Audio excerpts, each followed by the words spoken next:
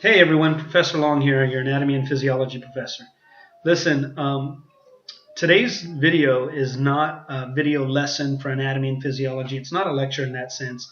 It's more of a message from me to my students, any of my current or former students who are struggling, and really any student who wants to listen to this.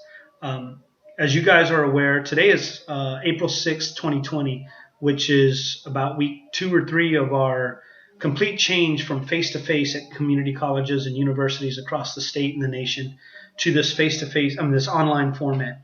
We've been forced, due to the social distancing and all the things going on with this coronavirus pandemic, we've been forced to move from all of our face-to-face courses to online. That transition alone has created a lot of stress and anxiety. Not all students have all the technology available to them. And then being stuck in the house with our own family, who we seem to love most of the time, but really can't get on our nerves. Dealing with children and making sure they're getting their lessons and their lesson plans and getting everything done for school. Providing for your family. Dealing with spouses. Dealing with joblessness. People have lost their jobs or not getting to go to work and make money, worried about rent. There's so many stresses that have been created by this situation, on top of the normal stresses of getting your education. In addition to that, some of y'all are dealing with life as well. Illnesses of family members and deaths and things. And so this is all compounding, and all this compression and pressure is pushing down on you. So I wanted to get a message out to some of y'all who've been emailing me, both current and former students. I've had a number of emails from current students, and I'm quite honored and honestly humbled and flattered that many of my former students that are in the professional phase of their healthcare programs, nursing, OTA, PTA, dental hygiene, whatnot, have emailed me.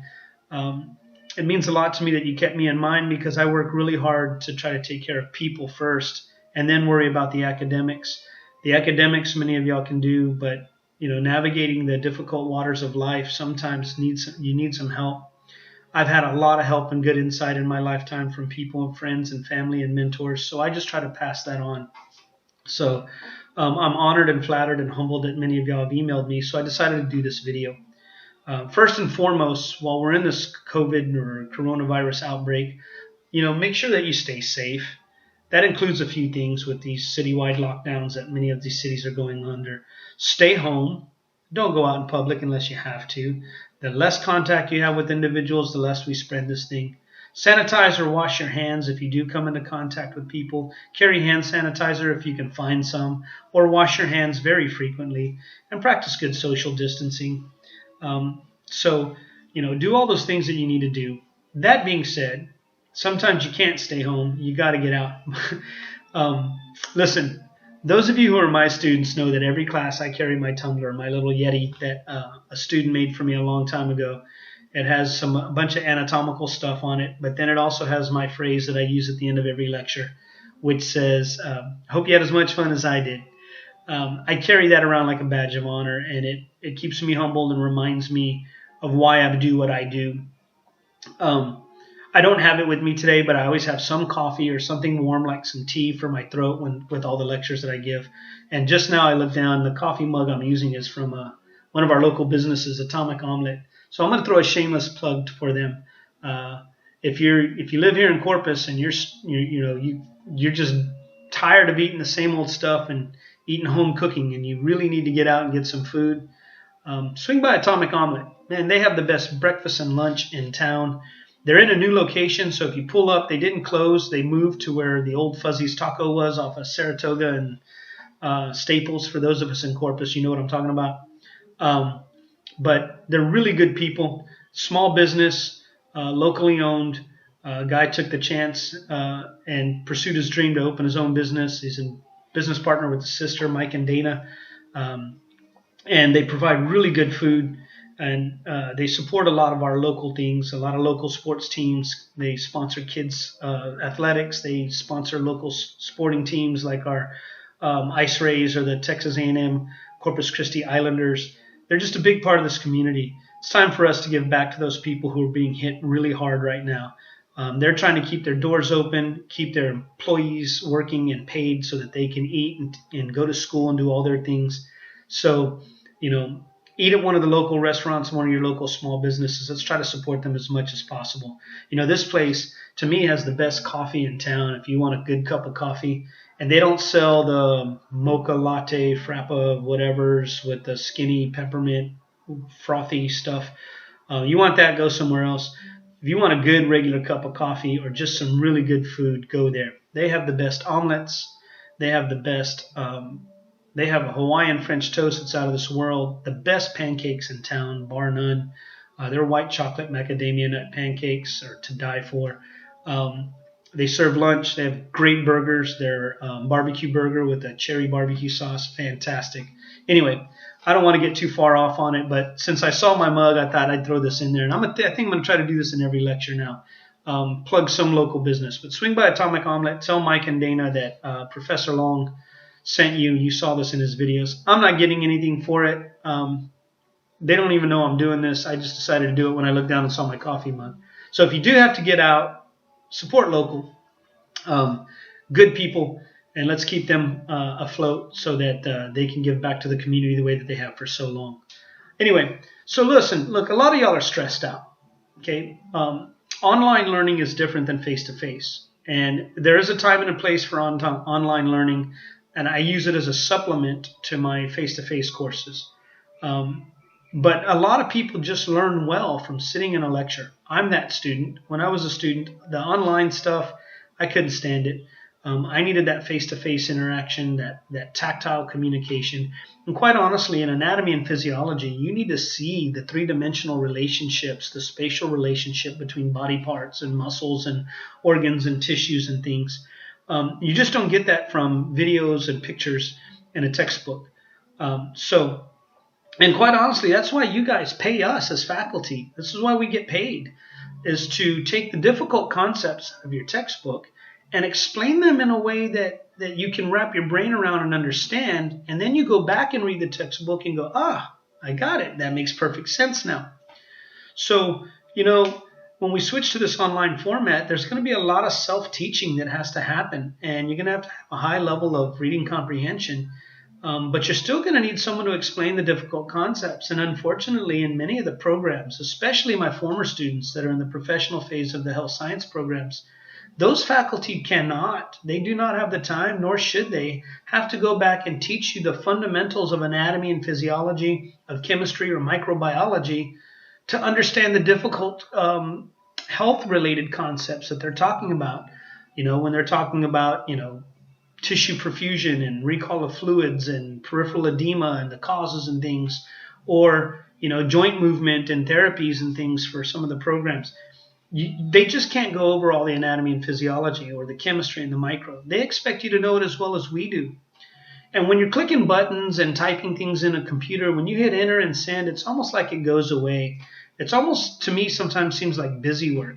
And while that may work for some programs and some disciplines, I don't think it works in anatomy and physiology. It certainly doesn't work in the health sciences when you have to have clinicals and you have to learn how to start IVs and you have to interact with patients and doctors and other healthcare professionals. There's a whole world that you just can't get from a textbook. And there's a lot of that. And then there's the legal aspects that they have to teach in those programs and codes and, the management of the paperwork and the software and everything. There's so much for them to cover. They just can't cover everything. And not everyone's equipped or capable or, talented enough to be able to do videos. Hell, I don't even know if I am, but I'm trying it. So it's created a lot of stress for many of you. So, you guys are going to have to do a few things. Number one, you're going to have to lean on each other. Share information. Now, that doesn't mean share answers to a quiz and give each other the answers and so everybody passes. The goal isn't just to pass and get the grade and get that piece of paper. The goal is to learn, to put tools in your tool belt so that you can become an excellent practitioner. I do not believe you can cheat your way through one of these programs, and even if you do, you can kill or maim somebody if you don't know what you're doing when you're out in the field. So you gotta learn your stuff, but you can't do it all on your own. You're gonna have bad days. You're gonna need people to pick you up, and during these difficult times, you're gonna have some bad days. So lean on each other, lean on your faculty. Shoot us emails. Many of us really do care. Most of us really do care and want to help you out. And I think all of us do, but not everyone is able to express it the same way. We all have different personalities. So, but if you have a really understanding instructor, email them and let them know, hey, I'm struggling, or I'm having a hard time with this, or what your personal situations are. Maybe they can make allowances in some way, shape, or form. Sometimes we can't, but we'll try. Some of the professional phase programs, nursing and whatnot, they have faculty mentors that are assigned to you for these difficult times. They realize these programs are emotionally and psychologically difficult. So lean on that faculty mentor or that faculty member that you have this semester or maybe in a previous semester that you know you had a connection with that seem to really care, be able to help you through those difficult times. These programs are not easy. So, we're willing to help you get through them. If you're struggling here at Del Mar, our counseling center, www.delmar.edu. Go through the counseling center, look them up, call their phone number. They're still working during this time to try to help students deal with the difficulties of these situations. There's licensed professional counselors that are there to help you cope with the difficulties of getting your education and how life impacts that. So don't hesitate to lean on them. And then another thing you're going to have to do is be resourceful. You're going to have to look up alternate resources. You're going to have to learn how to read a textbook and read it well and learn from it. Reading comprehension is huge, and if you can't do that on your own, you're not going to survive these programs. Now, one of the things I teach my students or try to tell my students is this. You're going to have to read ahead. So before you click on one of my lectures, you should read that part of the chapter before I lecture on it. I'm not asking you to read for understanding or comprehension. I'm asking you to read for familiarity so that when you do watch the lecture to explain what you didn't understand in the textbook, you're processing it at a much higher level of the hippocampus and your cortex. You're thinking things like, oh, that's how you pronounce that word. Oh, I remember reading that. Aha, yeah, that makes sense now. So read ahead, then watch your lectures, then go back and reread your textbook. You got to learn the scientific language. You got to learn how to speak in that vernacular, or else you're not going to survive on the floor one day if you make it through your programs. You're not going to make it through the program first. So you got to learn how to read a textbook. So read ahead, then watch one of these lectures and reread. For those of you that don't have video lectures available to you, you got to find alternate resources. I have a Quizlet page where I've got a lot of information that you can access for practicing for lecture tests, particularly lab tests and things. We've created an anatomy and physiology resources page for all of our students at Del Mar. There's khanacademy.org where you can watch videos. Although some of them, in my opinion, are kind of tough to watch because they talk like this, and then you just can't. It's hard to do that for too long. There's a number of AMP websites, many are that our faculty have, and some from other faculty. Those of you who are in my class know I share a lot of the videos from Armando Hasudungan from Handwritten Tutorials. Man, he's got fantastic anatomy and physiology lectures. Mr. Ford's class is really good for the introductory level and even some of the other concepts. And he's got courses on there, man, on YouTube that, they're just fantastic. Micro and other concepts. We really set the fundamental foundation that all the difficult concepts will pivot off of. You've got to understand those. And then if you're in the professional phase of your programs, one of the programs, nursing, you guys have an amazing resource. I don't know if you're aware of it. It's called simplenursing.com. It was created by a guy named Michael Linares. And, I only know it from watching his videos, but I'm a fan. He was a nursing student. From the best I can gather from watching his videos, he was a nursing student that understood the information, then tried to explain it to his classmates and made a few simple videos, very crude ones like I'm doing now. But it's actually how I got my start in teaching, helping my classmates understand these concepts. And then I guess when he either graduated nursing and was practicing, he continued to add more and more videos to help people understand the difficult concepts that they were reading in the textbook, or they were getting in PowerPoints where people are just kind of reading the PowerPoints to you, which you don't really learn from directly. So I would highly recommend those of you in the nursing program get very familiar with simplenursing.com, or go onto YouTube and look up Simple Nursing videos, or look up Simple Nursing or Michael Linares. The guy's just fantastic at taking difficult concepts and explaining them in a very simple way to understand. Again, don't use it as a substitute for your textbook. Okay, you got to go in and read the textbook, but at least it takes those difficult concepts. And I think he's covered everything in the nursing program, or almost everything: pharmaceuticals, pharmacology, I should say, all sorts of things. One of the first videos I saw was on arterial blood gases, and I thought, man, this is fantastic. It's easy.